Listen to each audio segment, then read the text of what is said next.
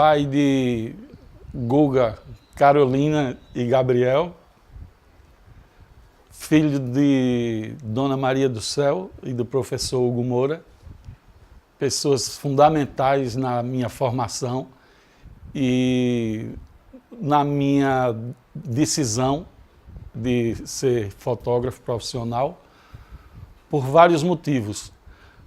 Pela formação cultural que eu tive dentro da minha casa, muito rica, muito intensa, e também pelo incentivo que minha mãe me deu quando eu tomei essa decisão. Porque eu, num certo momento da minha vida, tive o desejo de acompanhar as pesquisas na área da cultura popular que o meu pai realizava, só que ele faleceu antes desse fato vir a acontecer, infelizmente não rolou, e eu tomei essa decisão e minha mãe prontamente acatou, com um certo receio, porque era uma coisa nova, isso início dos anos 80, e ela se preocupou muito, mas sempre me deu o maior apoio, o maior incentivo. Então, os grandes responsáveis pela minha formação e pela minha vida de fotógrafo profissional, sem dúvida alguma, são os meus pais. E o meu irmão Hugo Moura, um intelectual que me deu muita estrada, muita orientação, muita informação, tanto na literatura como na música, que isso veio a compor com bastante consistência o trabalho que eu realizo. Começou quando eu apreciava as imagens que chegavam na minha casa, que eram produzidas nas pesquisas que meu pai realizava, nas feiras livres, nos projetos de documentação de artesanato. Ele criou uma grande coleção do artesanato paraibano e eu acompanhei isso intensamente, desde muito moleque. Dentro da minha casa, por meu pai ser um homem muito ligado à cultura, tinha uma movimentação muito grande de artistas, cantores, compositores, poetas, filósofos, artistas plásticos, gravuristas, gravadores, e essas coisas me encantavam. Eu vivi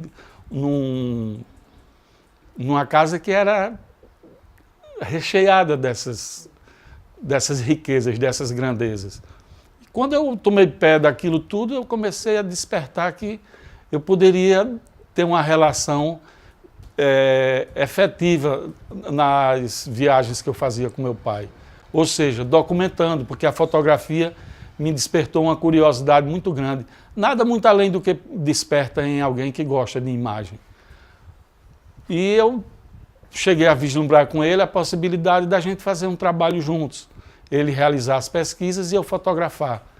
Ou seja, eu fazia aquelas fotografias que eu via quando ele chegava em casa dos trabalhos com um pacote de imagens fotográficas.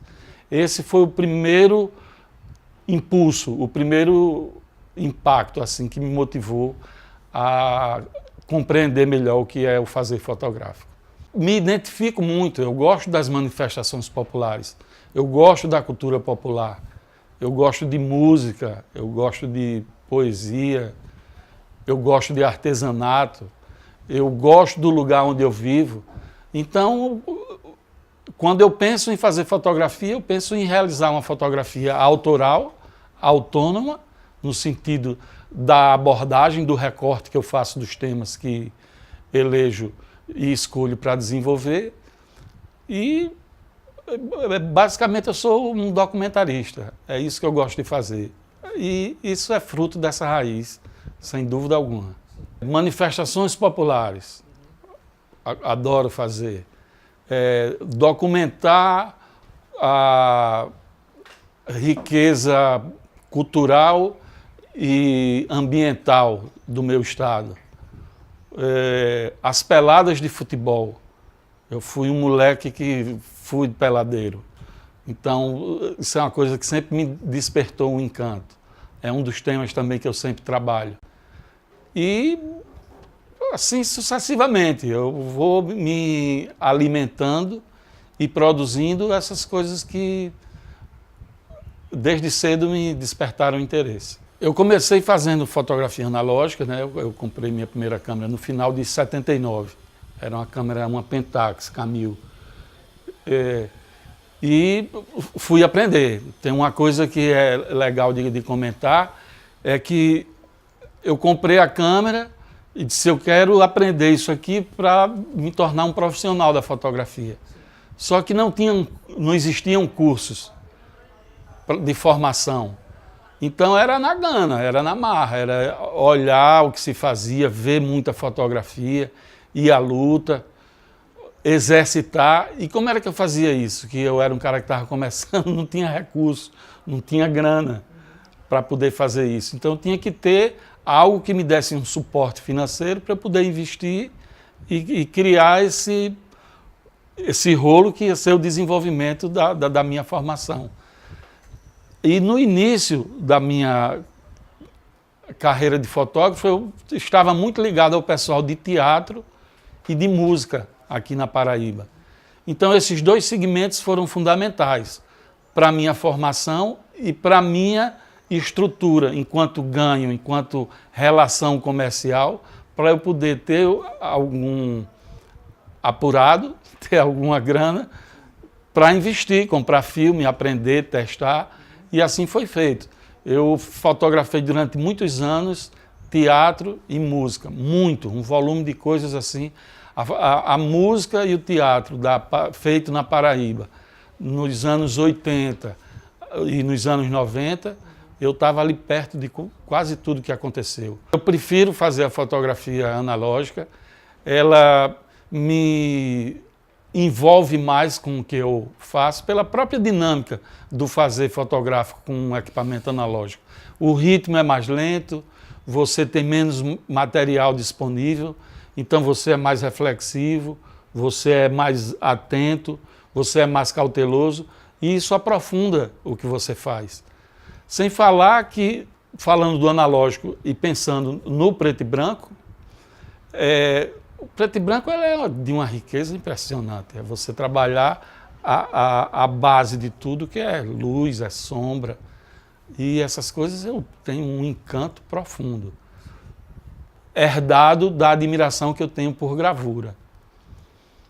Então eu continuo fazendo, é uma preferência. E a camisa do analógico é para louvar, para dar um salve para os meus parceiros que criaram esse clube do analógico em São Paulo, e que hoje, depois que eu deixei de ter o meu laboratório fotográfico, é com eles que eu faço todo o processo de revelação e cópias analógicas.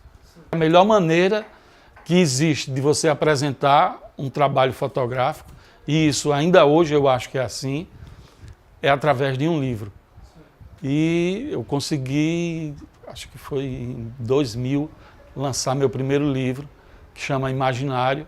E isso aí é um marco fortíssimo, fundamental na minha história. Eu sobrevivo da fotografia hoje por ser funcionário da Universidade Federal da Paraíba, que me dá uma base, uma sustentação, e no desenvolvimento dos meus projetos pessoais, dos ensaios autorais, ela sempre está junto e apoia com uma logística fundamental. Sem a UFPB, a minha fotografia não teria chegado onde chegou. Isso é uma coisa que... E acho que em todos os segmentos, o pessoal de música, o pessoal de cinema, o pessoal que tem uma ligação com a UFPB e tinham uma produção artística autoral, todos eles conseguiram dar mais vazão porque tinham um respaldo de uma instituição apoiando as ações. Estou sempre muito ligado nas coisas que estão ao redor, no entorno do que eu estou trabalhando, do que eu estou fotografando. E certamente você vai com uma bagagem muito rica e ampla para poder aproveitar os momentos. Como é que essa coisa acontece? É com muita concentração e determinação, porque cada vez mais eu tenho certeza de que quando eu saio de casa para fazer um trabalho, eu saio convencido de que vou voltar com um trabalho.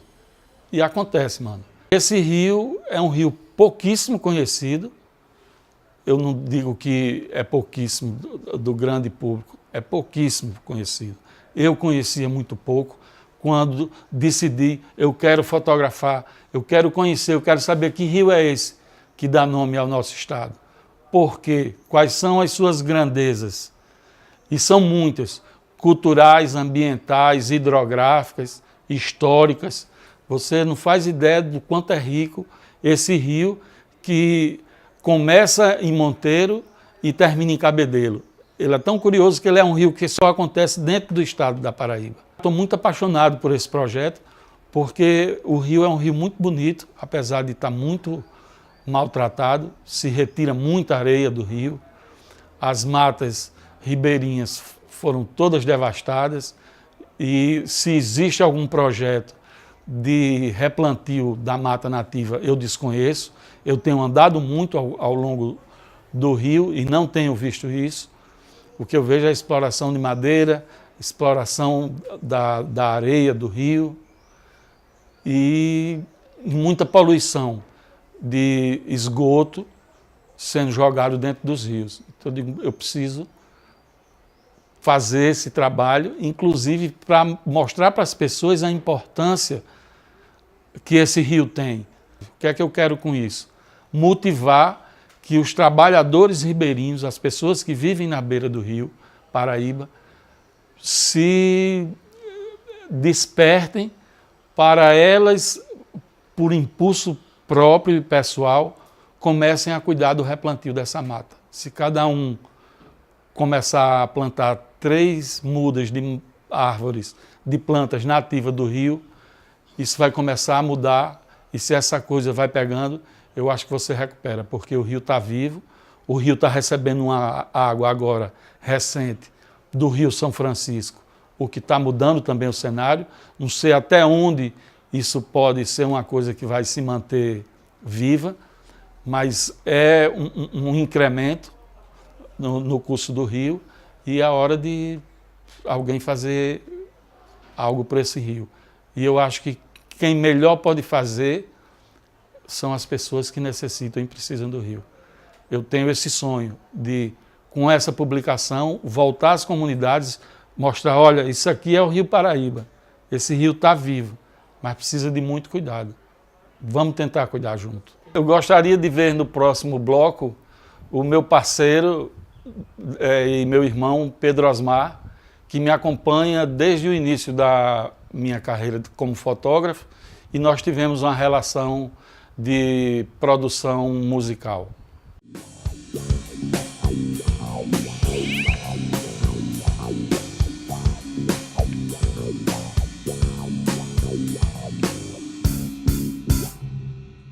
Eu diria que os festivais foram a minha escola, né? A ida para São Paulo foi a minha universidade. Eu trabalho com desenho, pintura desde a infância, né? Só que toda a infância revela assim uma criança que pinta na parede, pinta no chão, pinta no muro. Toda criança faz isso, a mãe fica fula da vida com ela, porque você esculhambou minha parede e tal. Mas é normal isso, né? Só que em algum momento a criança deixa de fazer outras coisas, né? E eu continuei, como muita gente continua também, né? Aí a música. Música que em frente à minha casa morava minha tia, Iraci, que era casada com um soldado PM, que gostava de cantar, Carlos Galhardo, Nelson Gonçalves, por aí assim, né? E faziam aqueles saraus, que normalmente, ao cair da tarde, aí eles se reuniam, e quem ia passando ia parando, era bonito aquilo ali. E eu peguei essas energias, né, e me concentrei na minha visão de criança interessada nas coisas, né. Gostei muito de ler sempre. E assim, fui somando isso, escrever, gostava muito de escrever. Eu tenho produção na área de pintura, desenho e artes gráficas. Eu mexo com publicidade já há alguns anos. Trabalhei em 2 agências, em gráficas. E, paralelo a isso, escrevendo as coisas, começo a publicar em folheto de cordel, coisas pequenas, para poder sair, poder você mesmo pagar, né? Porque eu escrevo poesia, eu escrevo manifestos. É uma linguagem assim mais voltada para o que eu faço, né? Mais refletindo, né? Provocando, incitando, né? Alguns poemas meus foram montados para teatro. Maria Alix, que era uma professora muito interessante, que ela gostava de provocar o aluno, sabe? Jogava umas coisas para o cara ficar esperto, entendeu? Eu acho que foi a melhor coisa que aconteceu, porque essa mulher veio com umas conversas, bicho, de música, uma outra música, sabe? Um outro Brasil, entendeu?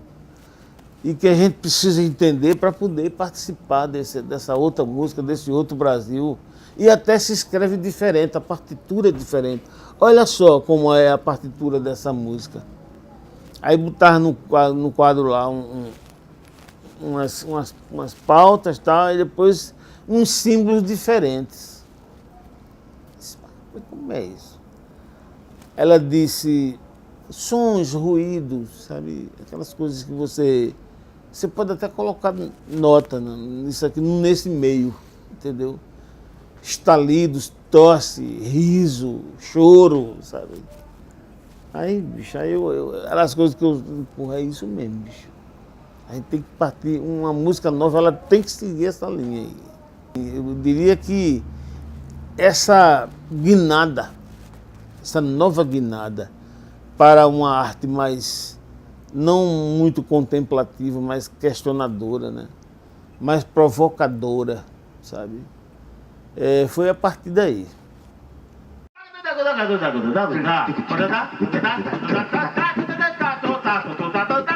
A música foi selecionada, foi para a eliminatória e lá a música foi para a final. Só que um palco, naquele momento da ditadura militar, era uma coisa assim muito perigosa, né? Mais perigosa, mas assim, no sentido de que você pode pisar num lugar falso sem saber, que foi o meu caso. Mas enfim, não foi nada demais. Carlos Aranha, meu amigo Carlos Aranha, que naquela época era o Caetano Veloso daqui. E ele gostava daqueles manifestos, né? Tinha a turma dele que também era muito agitada, movimento estudantil e tal. Formou-se uma cena muito curiosa. Quando, na final, né, daquela eliminatória, as minhas músicas foram selecionadas e as dele não, aí o grupo se revoltou, bicho. Subiu no palco, queria quebrar tudo. E eu na plateia, nessa época eu não tocava e nem cantava, né? Eu na plateia, eu fiquei, eita porra, isso é com a minha música aí. Fiquei me escondendo, né? Mas não adianta. A realidade é que você está num contexto, quer você saiba ou não, mas você vai saber, você vai despertar. Em algum momento você vai estar diante do choque, né? Com a realidade, né? Para mim foi fundamental isso aí. Eu digo que desse confronto inesperado, né, nasce a compreensão de que a realidade ela é multifacetada, ela tem várias situações que você precisa compreender para poder avançar. Esse meu livreto mesmo, o Trabalho Cultural pelo Socialismo, é uma tentativa de juntar a ação estética revolucionária com a ação política revolucionária, gerando um momento educativo no bairro. Aí isso fundiu a cabeça, mas foi importantíssimo, cara. Essas preocupações, essas coisas de colocar no coletivo, sabe? Formar um coletivo do Music Club, aí do movimento dos escritores independentes, do Fala Bairros, né? Que começou lá em Jaguaribe, o Fala Jaguaribe. Isso tudo foram momentos assim muito interessantes, entendeu? Que me ajudou a que a minha música crescesse, tivesse um conteúdo, ficasse forte, sabe? Começou com a nossa participação num festival de música do Liceu Paraibano. Nossa, de quem? Minha e de Paulo Ró. Essa nossa participação já era assim uma coisa mais anárquica. A gente já tinha entendido que não adiantava estar querendo ganhar festival. Não adianta, isso não existe. O que você pode fazer é ocupar melhor aquele espaço que está sendo oferecido, que você se inscreveu, a comissão, né, selecionou a sua música, e lá no palco, na hora, com a plateia ao vivo ali, você começar a dizer coisas, inclusive que não estava na música, no contexto. A gente não tinha instrumento comprado, era um negócio todo esculhambado, a gente mesmo fazia os instrumentos. Não tinha dinheiro, né? Aí você vai fazer instrumento da forma mais rudimentar e artesanal possível, né? Porque a nossa família sempre foi pobre e continua pobre, né? Mas para a gente não foi um impedimento isso, porque aí você começa a exercitar a parte principal do ser humano, que é a inteligência, né? É a capacidade que você tem de saber falar, saber argumentar, pensar umas saídas, umas soluções, né? Isso é real, bicho.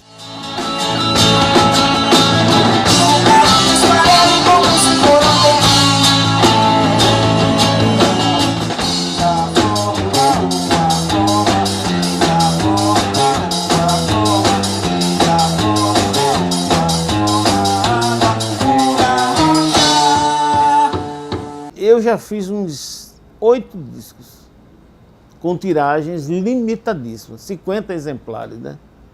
500 exemplares, entendeu? O mais que saiu da gente, o meu, né? Os meus, foi 1000 exemplares. Atualmente a gente, por exemplo, esse disco novo, esse amarelo aí, quem vem lá, foram feitos 2000 exemplares, que é um duplo, né? E esse disco hoje é a grande síntese da minha música. As canções, né? As 2 que Elba gravou, as 3. Baile de Máscaras, Nó Cego e Boi Cavalo de Troia. Juntei as que Lenine gravou, né? As que Xangai gravou. Acho que basicamente isso. É você a pessoa que deu o nó cego e meu peito de apaixonado, é você. O primeiro foi Jaguaribe Carne, Alimento da Guerrilha Cultural. Conheci o Marcelo Garcia, que aí ele me perguntou, tem algum filme sobre você? Disse, tem não. Disse, eu vou fazer sobre o seu trabalho. Tem umas coisas bem curiosas. Aí fez Jaguaribe Carne, Alimento da Guerrilha Cultural. Ele veio para João Pessoa, passou uma semana aqui filmando. A obra dele, o trabalho dele, não é um quadro, não é uma música. E o instrumento dele não é um violão ou um pincel. O instrumento dele é o espectro social onde ele se encontrar. E a obra dele é a provocação, é o atrito com esse ambiente, né? E através desse atrito ele gerar coisas novas nas pessoas, principalmente nos artistas que serão propagadores daquela onda, daquela pedrinha que ele atirou. Eu acho que a obra dele, de certa forma, somos nós.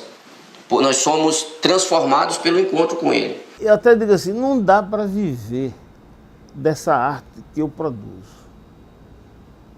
Quando é uma arte assim de massa, que você junta 100, 200 mil pessoas, mas a música tem que ser outra.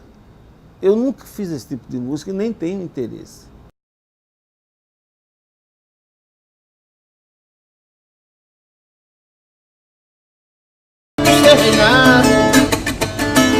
Responde um refresco de mangaba e um pão.